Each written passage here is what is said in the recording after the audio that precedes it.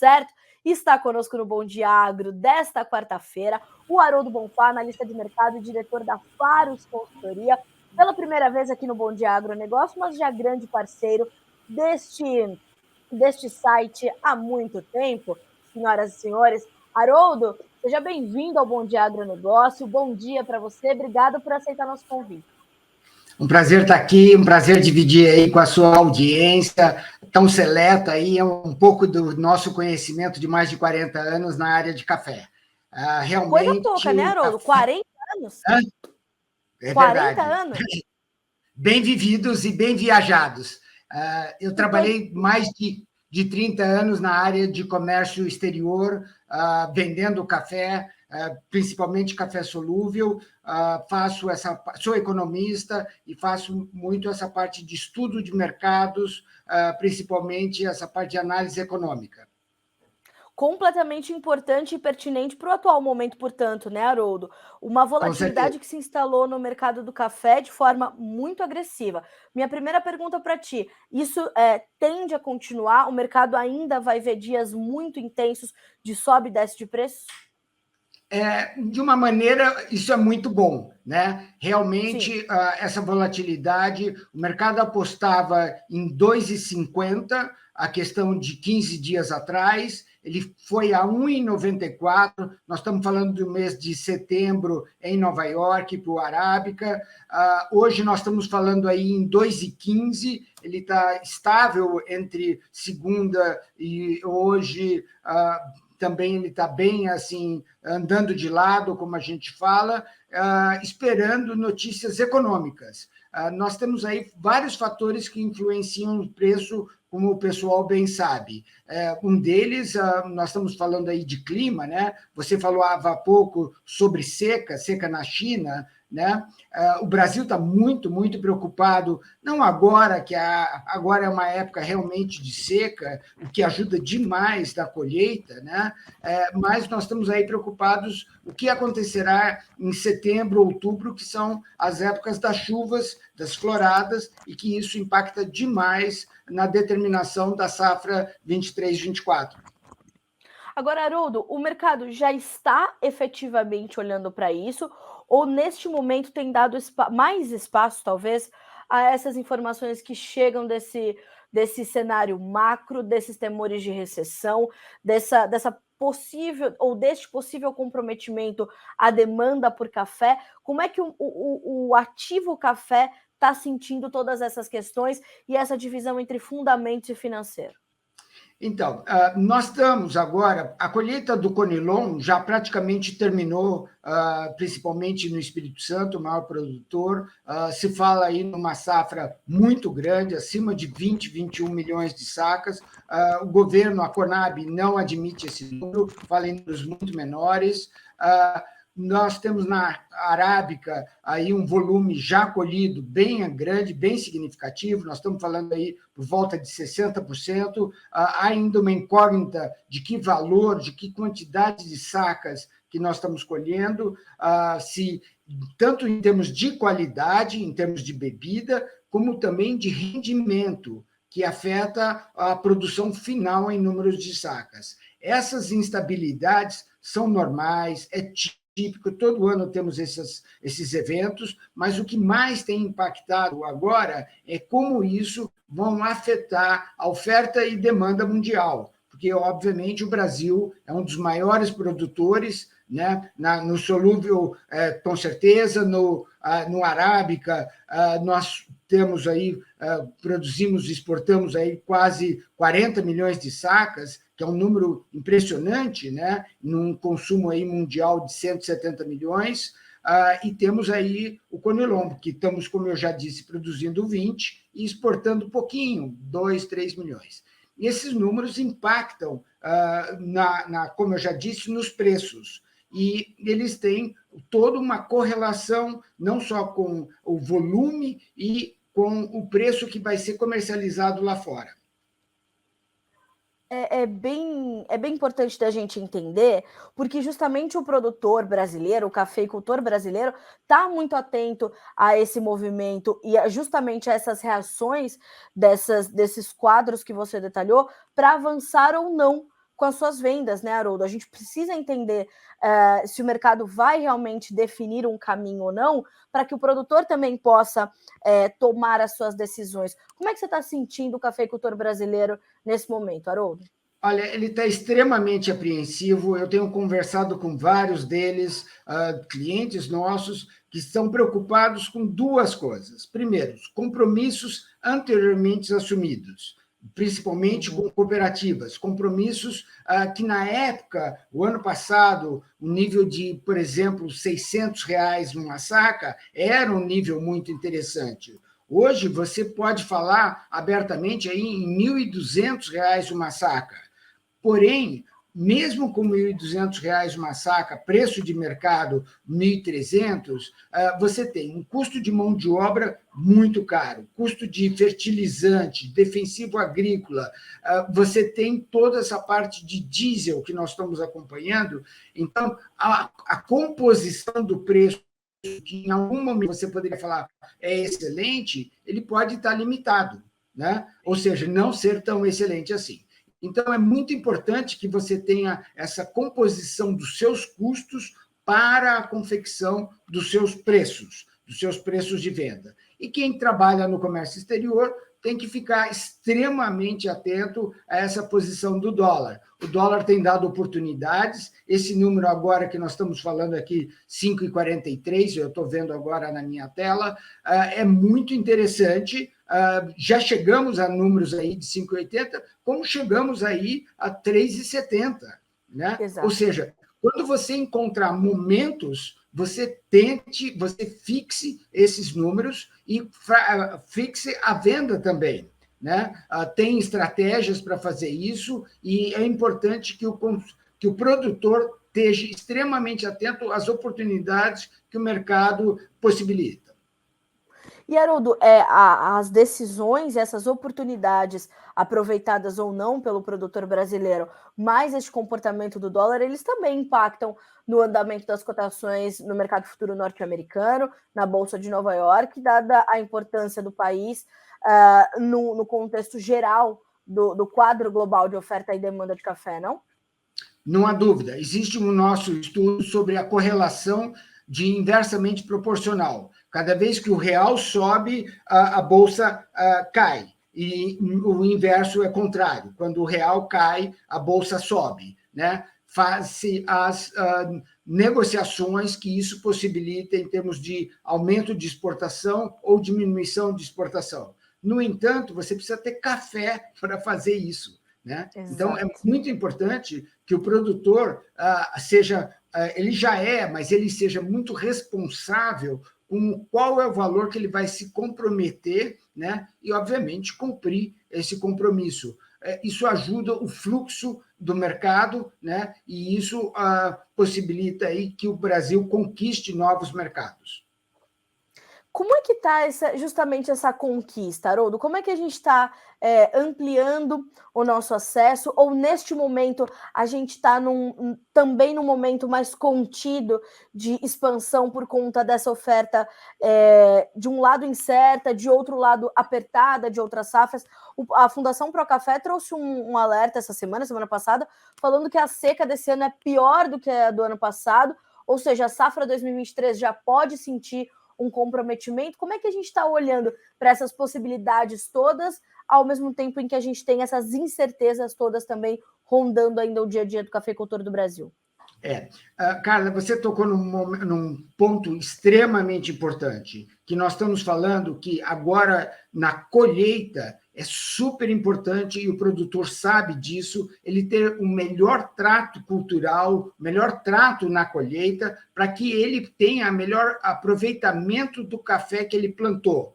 E, com isso, a melhor qualidade de bebida, né? Então, ajudará muito ele a vender café quando ele separa, quando ele faz a seca do café, quando ele faz, nós falamos a panha, né, do café com a sua estratégia, e com isso ele vai possibilitar melhorar a qualidade das vendas que ele tem. porque ele vai melhorar a qualidade do produto, melhorando com isso a venda. E o Brasil se especializou demais nessa diversidade de qualidades que nós temos, abrangemos aí, obviamente, o mundo todo, mas eu gostaria de chamar a atenção de um dado que aconteceu, a Secafé, dos exportadores de café, noticiando que o Brasil exportou 1.250.000 sacas no ano cafeeiro, agora para a Colômbia. Ou seja, ele é um concorrente nosso, possibilitando, dizendo assim, o Brasil tem café competitivo, e esse café, em vez de ir para a Colômbia, por exemplo, poderia ir com o mesmo valor, né, colombiano para, por exemplo, os Estados Unidos, que é um grande consumidor. E não acontece isso. O café colombiano tem um prêmio de, no mínimo, 60 centes a mais do que o café brasileiro. É histórico, tem milhares de razões para explicar sobre isso, demandaria aí muito tempo. Mas o importante é essa colocação. O Brasil é um expert em produzir diversas qualidades, o produtor ele é muito atento a isso e tem que continuar para valorizar o seu trabalho e, com isso, ter maior rentabilidade e um retorno ao seu investimento aí que durou mais de um ano. Essa relação do café brasileiro com o café colombiano, ela realmente ela rende um Bom Dia Agro inteiro só para a gente tratar dessa relação.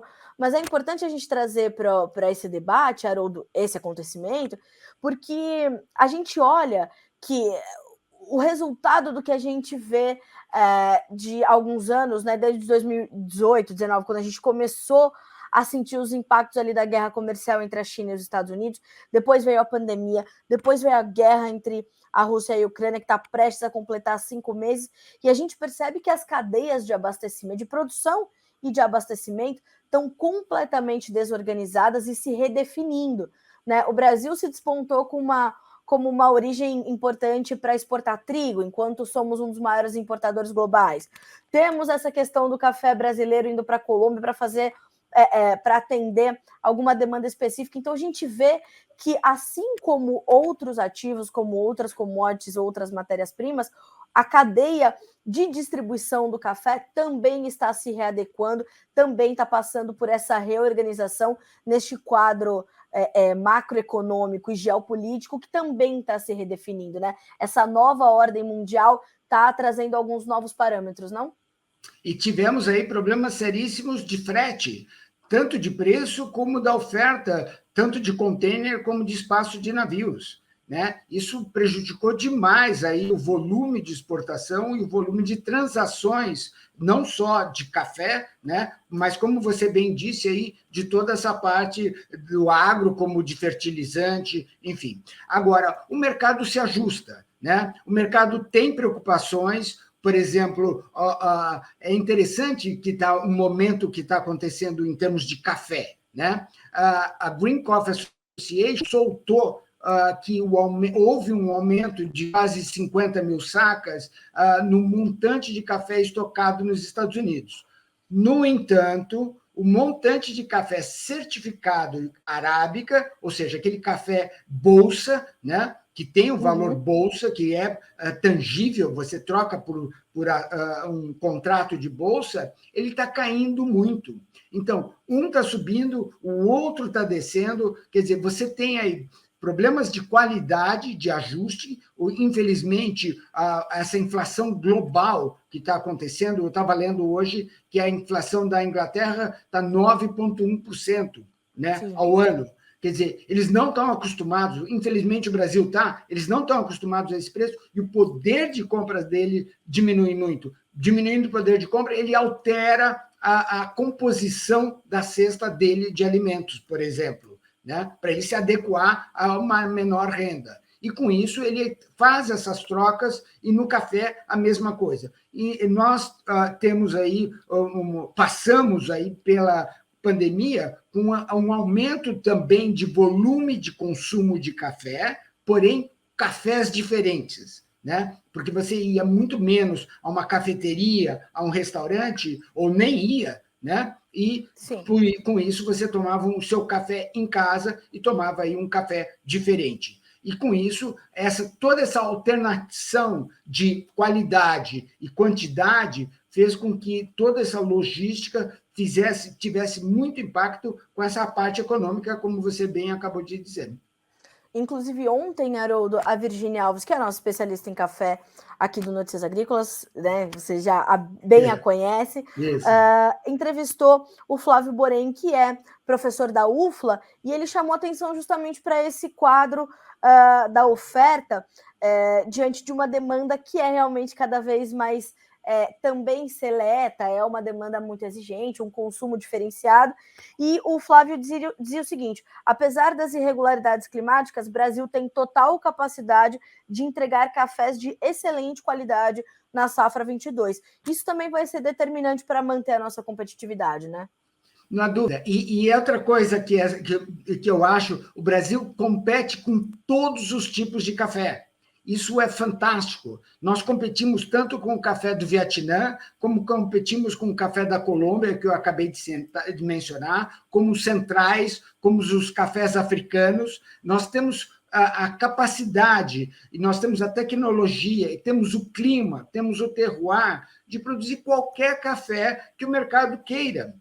É uma questão nossa de identificar, e já estamos fazendo isso quando a gente faz essa identificação geográfica do café, né? Já temos essa colocação e procurar mercados onde somos mais competitivos, não só pela nossa produtividade, que é muito melhor, como também pela nossa capacidade de produção. Ou seja, nós produzimos, o nosso erro aqui é um México, né? O que a gente fala assim, não sei se o Brasil vai produzir 41 milhões de sacas de arábica ou 35, é uma Índia de diferença, né? Ou seja, temos muitas oportunidades e variedades para atingir muitos mercados. Isso nos facilita demais. Só precisamos aí alguns ajustes técnicos para você encontrar o cliente correto e o produtor correto e orientá-lo, né, dessa possibilidade e desse potencial que ele tem na mão. Totalmente. Haroldo, falando um pouquinho de preços, nós vimos também recentemente as cotações na Bolsa de Nova York testarem alguns dias de trabalhos ali abaixo de $2 por libra-peso. Isso foi um ponto de preocupação ou já era esperado pelo mercado diante de toda essa volatilidade, de toda essa especulação, dessa retirada dos fundos das suas posições compradas nas commodities de uma forma geral? Pode acontecer novamente ou não há espaço para que esse movimento se persista demais por conta justamente dos fundamentos? É super interessante, cara. Eu queria colocar mais uma pimenta aí nesse angu. Por favor. O que é que eu acho que é muito relevante? São os robôs. Por que os robôs? Porque os robôs fazem análises falando assim, agora rompeu esse nível, então é a hora de comprar. Agora rompeu o outro nível, é a hora de vender. Como ele é muito rápido e esse movimento ocorre de uma maneira de um estouro de manada, tanto para cima como para baixo, você vê a posição gráfica, é muito interessante, assim, um eletrocardiograma. O nosso coração tem que estar muito preparado para isso, né? Isso. E com isso, o que possibilita essas variações tão rápidas, primeiro, você tem uma proteção econômica, né? Porque você tem chamada de margem, tanto para cima como para baixo. Ou seja, então, quem está na Bolsa, quem está redeado, tem que ter essa proteção, e já está com essa proteção, porque já vem de longo prazo essa volatilidade. A segunda colocação é que, sim, haverá momentos em que o mercado vai dar oportunidade, e você tem que estar preparado para isso. Você tem que ter a sua estratégia, com a sua estratégia tanto de posição comprada como de posição vendida, né? E face às notícias, face ao mercado. Você falava há pouco, 23 será impactada por essa seca, né? É cedo ainda para falarmos, porque não vimos ainda. Primeiro, não colhemos essa, e depois não vimos a florada que deverá ocorrer em setembro, outubro, né? Depois ainda teremos o pegamento. Enfim, tem muita variedade, muitas coisas. E a planta do café, a gente não pode esquecer nunca, ela veio da África. A palavra calor para ela não é incomum. A palavra seca para a planta não é incomum. Ela está bem adaptada a isso. Fora todos esses desenvolvimentos tecnológicos, genéticos e morfológicos que ocorreram aí em todos esse período, né? O IAC tem, assim, sei lá quantas milhares de variedades resistentes a isso, resistentes àquilo, que permitem essa melhor produtividade e adequação, né, para essas regiões, para esses climas que nós aí, novos tempos, estão trazendo. Haroldo, como é que a gente estende essa análise para o consumidor final? Porque acho que uma das palavras que a gente mais tem falado nesses últimos meses é inflação e a relação disso tudo com os alimentos. Para o Brasil, o café é uma coisa muito comum e a bebida café ela tem um papel social muito forte, né? O que impacta diretamente na sua elasticidade ou não de demanda, enfim, é uma bebida que une as pessoas, que, como eu falei, tem um papel social muito forte. Como é que fica o consumidor final diante dessa volatilidade e diante desses preços? A gente sentiu que a demanda se contraiu um pouquinho, mas nada perto do quanto o preço subiu. Isso também é um movimento que tende a continuar, a demanda tende a manter essa estabilidade, ou como é que as coisas podem se desenhar diante desse quadro para o consumidor final? Eu acho assim, nós temos, quando a gente fala de demanda, a gente tem que dividir ela de várias maneiras. Primeiro, valorizar e muito o efeito do café especial na demanda. Ou seja, você está desenvolvendo, criando oportunidades para que novos entrantes, novos consumidores apreciem um café completamente diferente. Um café que você não precisa tomar com açúcar, um café que você tem que tomar na sua forma de processo que mais lhe adeque, e com o seu barista informando você, olha, faça isso, prove aquilo, chegou aquele café de um outro lugar, de uma outra região. Todos esses movimentos que ocorrem no Brasil todo e cada vez mais, ele só valoriza o processo de você falar qual é a sua indulgência, como você vai se agradar, como você vai se tratar. E, com isso, ele leva ao consumo do café para a sua casa. Ou seja, ele vai aprender lá fora e depois ele vai querer trazer para a sua casa o melhor processo, a melhor forma, o melhor tipo de café que mais se adequa. Eu gosto de tomar um café mais forte, por exemplo, na parte da manhã, e um café mais leve na parte da tarde. Eu gosto de tomar um café... Esse tipo de conhecimento vai trazer o consumo estável. Como que isso afeta no preço? É como tudo na vida. Quer dizer, quando o preço está muito alto da carne, você fala assim, olha, em vez de comer todo dia, vou comer, então, frango, vou comer carne de porco, vou comer peixe, eu vou balancear, mas você vai ter essa proteína. O mesmo ocorre com o café. Né? Você fala assim, bom, então, esse mês eu não posso comprar 3 pacotes daquele, mas eu posso comprar 1 e 2 do outro. Né? E, com isso, a continuar o consumo e continuar o seu prazer. O que o produtor tem que fazer, na minha opinião, né? É aquilo que eu já havia mencionado: diversificar o seu processo de colheita, valorizar o seu tipo de café, padronizá-lo, né? E, com isso, ofertar ao mercado os seus diferentes tipos. Né? Numa mesma propriedade, você tem 2, 3 tipos de cafés diferentes. Né? Então, com isso, você tem preços diferentes para mercados diferentes e para oportunidades diferentes. Que oportunidade? Porque a palavra crise nós vamos ver sempre, o resto da vida. Sim. Vai e volta. Né? Então, haverá momentos, sim, de uma boa apreciação de um café, mesmo que seja pouquinho. Olha, Haroldo, um grande prazer receber você aqui no Bom Dia Agronegócio. Já pode anotar aí na tua agenda que mais vezes será solicitado para estar com a gente.